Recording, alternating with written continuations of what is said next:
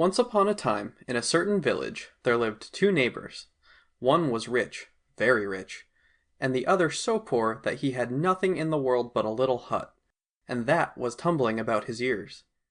At length things came to such a pass with the poor man that he had nothing to eat and could get work nowhere. Full of grief, he bethought him what he should do. He thought, and at last he said, "Look ye, wife, I'll go to my rich neighbor. Perchance he will lend me a silver rouble. That, at any rate, will be enough to buy bread with." So he went. He came to the rich man. "Good health to my lord," cried he. "Good health. I have come on an errand to thee, dear little master." "What may thine errand be?" inquired the rich man. "Alas! I would to God that I had no need to say it. It has come to such a pass with us, that there's not a crust of bread nor a farthing of money in the house. So I have come to thee, dear little master. Lend us but a silver rouble, and we will be ever thankful to thee, and I'll work myself old to pay it back." "But who will stand surety for thee?" asked the rich man. "I know not if any man will, I am so poor. Yet, perchance, God and St. Michael will be my sureties." And he pointed at the icon in the corner. Then the icon of St. Michael spoke to the rich man from the niche, and said, "Come now, lend it him, and put it down to my account. God will repay thee." "Well," said the rich man, "I'll lend it to thee." So he lent it, and the poor man thanked him and returned to his home full of joy. But the rich man was not content that God should give him back his loan by blessing him in his flocks and herds, and in his children, and in his health, and in the blessed fruits of the earth.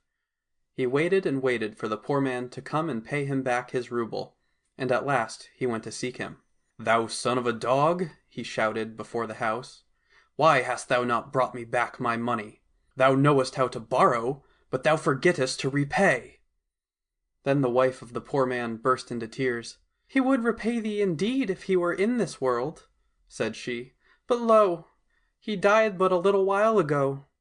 The rich man snarled at her and departed, but when he got home he said to the icon, "A pretty surety thou art." Then he took St. Michael down from the niche, dug out his eyes, and began beating him. He beat St. Michael again and again, and at last he flung him into a puddle and trampled on him. "I'll give it thee for standing me surety so scurvily," said he. While he was thus abusing St. Michael, a young fellow about 20 years old came along that way and said to him, "What art thou doing, my father?" "I am beating him because he stood surety and has played me false. He took upon himself the repayment of a silver rouble, which I lent to the son of a pig, who has since gone away and died. That is why I am beating him now." "Beat him not, my father. I'll give thee a silver rouble, but do thou give me this holy image." "Take him if thou wilt, but see that thou bring me the silver rouble first." Then the young man ran home and said to his father, "Dad, give me a silver rouble." "Wherefore, my son?" "I would buy a holy image," said he, and he told his father how he had seen that heathen beating St. Michael. "Nay, my son, whence shall we, who are so poor, find a silver rouble to give to him who is so rich?" "Nay, but give it me, Dad." And he begged and prayed till he got it. Then he ran back as quickly as he could, paid the silver rouble to the rich man, and got the holy image. He washed it clean and placed it in the midst of sweet-smelling flowers, and so they lived on as before. Now this youth had 3 uncles, rich merchants, who sold all manner of merchandise, and went in ships to foreign lands, where they sold their goods and made their gains. One day, when his uncles were again making ready to depart into foreign lands, he said to them, "Take me with you." "Why wouldst thou go?" said they.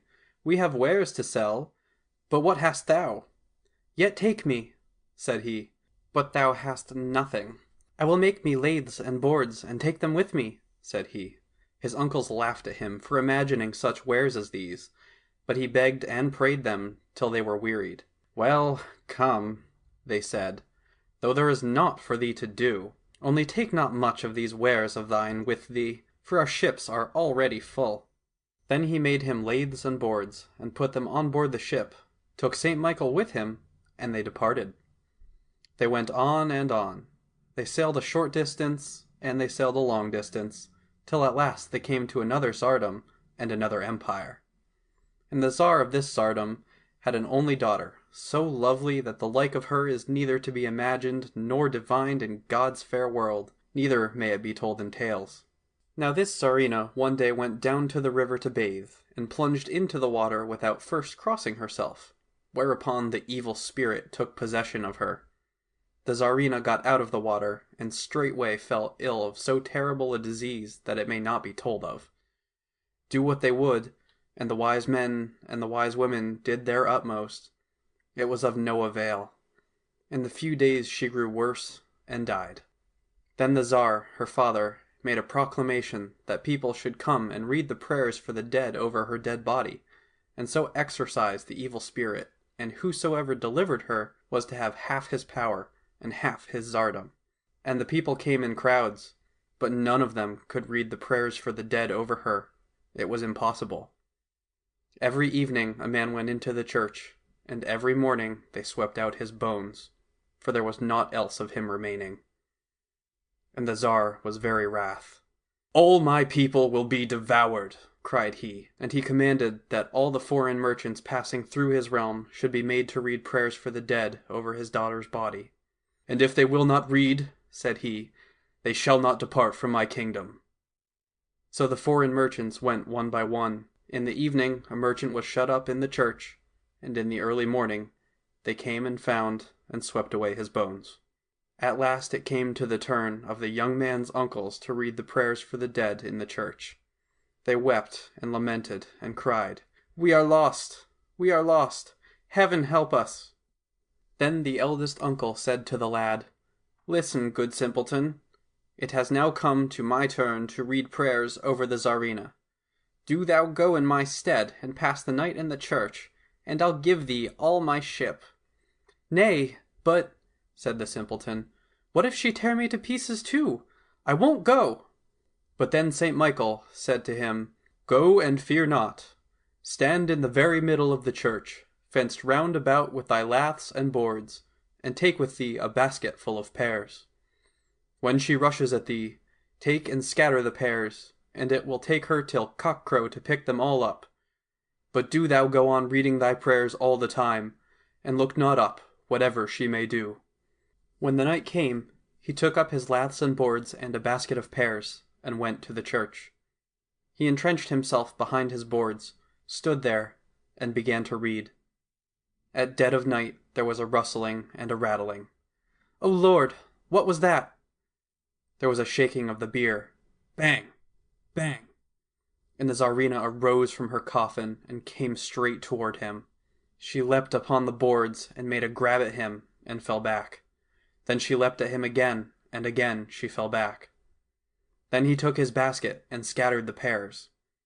All through the church they rolled, she after them, and she tried to pick them up till cock-crow, and at the very first cock-a-doodle-doo, she got into her bier again and lay still. When God's bright day dawned, the people came to clean out the church and sweep away his bones. But there he was, reading his prayers, and the rumor of it went through the town, and they were all filled with joy. Next night it was the turn of the second uncle, and he began to beg and pray, "Go thou, simpleton, in my stead. Look now, thou hast already passed a night there. Thou mayst very well pass another, and I'll give thee all my ship." But he said, "I won't go. I am afraid." But then St. Michael said to him again, "Fear not, but go. Fence thee all about with thy boards, and take with thee a basket of nuts. When she rushes at thee, scatter thy nuts, and the nuts will go rolling all about the church, and it will take her till cock-crow to gather them all up. But do thou go on reading thy prayers, nor look thou up, whatever may happen." And he did so. He took his boards and the basket of nuts, and went to the church at nightfall and read. A little after midnight there was a rustling and an uproar, and the whole church shook. Then came a fumbling round about the coffin. Bang! Bang! Up she started and made straight for him. She leapt and plunged. She very nearly got through the boards. She hissed like seething pitch, and her eyes glared at him like coals of fire. But it was of no use. He read on and didn't once look at her. Besides, he scattered his nuts, and she went after them and tried to pick them all up till cock-crow. And at the first cock-a-doodle-doo, she leapt into her coffin again and pulled down the lid. In the morning the people came to sweep away his bones, and lo, they found him alive. The next night he had to go again in the third uncle's stead. Then he sat down and cried and wailed, "Alas, alas! What shall I do? 'Twere better I had never been born."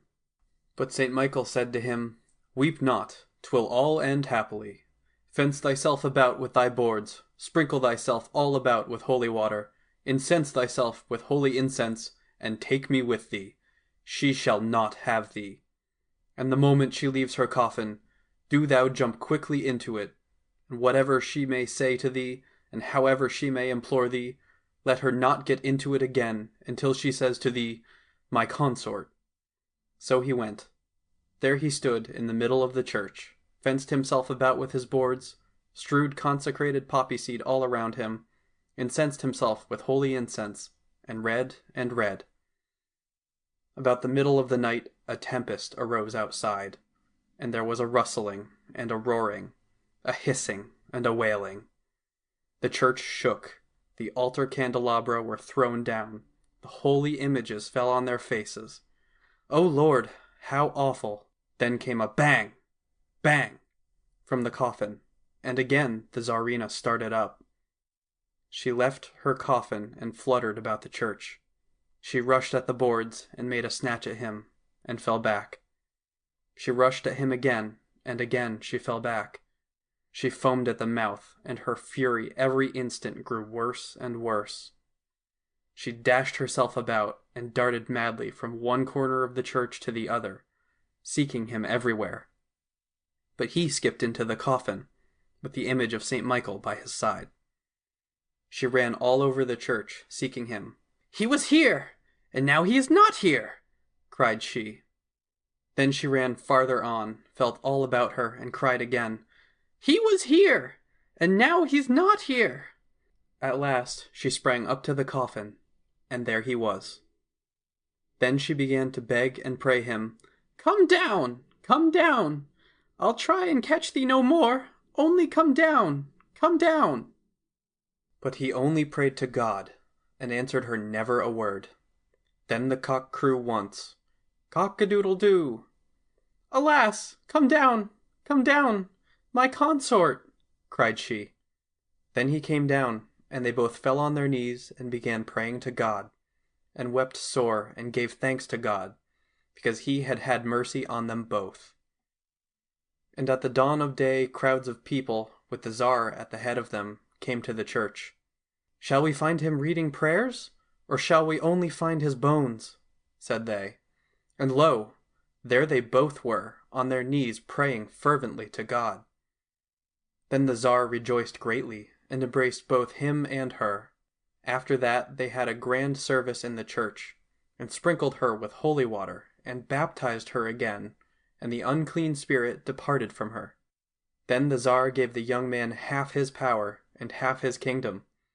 But the merchants departed in their ships, with their nephew on board. They lived together, and time went on, and the young man still remained a bachelor, and was so handsome that words cannot describe it. But the Tsar lived alone with his daughter. She, however, grew sadder and sadder, and was no longer like her former self, so sorrowful was she. And the Tsar asked her, saying, "Wherefore art thou so sorrowful?" "I am not sorrowful, father," said she. But the Tsar watched her, and saw that she was sorrowful, and there was no help for it. Then he asked her again, "Art thou ill?" "Nay, dear dad," said she, "I myself know not what is the matter with me." And so it went on, till the Tsar dreamt a dream, and in this dream it was said to him, "Thy daughter grieves because she loves so much the youth who drove the unclean spirit out of her." Then the Tsar asked her, "Dost thou love this youth?" And she answered, "I do, dear father." "Then why didst thou not tell me before, my daughter?" said he. Then he sent for his heydukes and commanded them, saying, "Go this instant to such and such a kingdom, and there ye will find the youth who cured my daughter. Bring him to me." Then they went on and on until they found him. and he took just the same laths and boards that he had had before, and went with them. The Tsar met him, and bought all his boards, and when they split them in pieces, lo! they were full of precious stones. Then the Tsar took him to his own house, and gave him his daughter, and they lived right merrily together.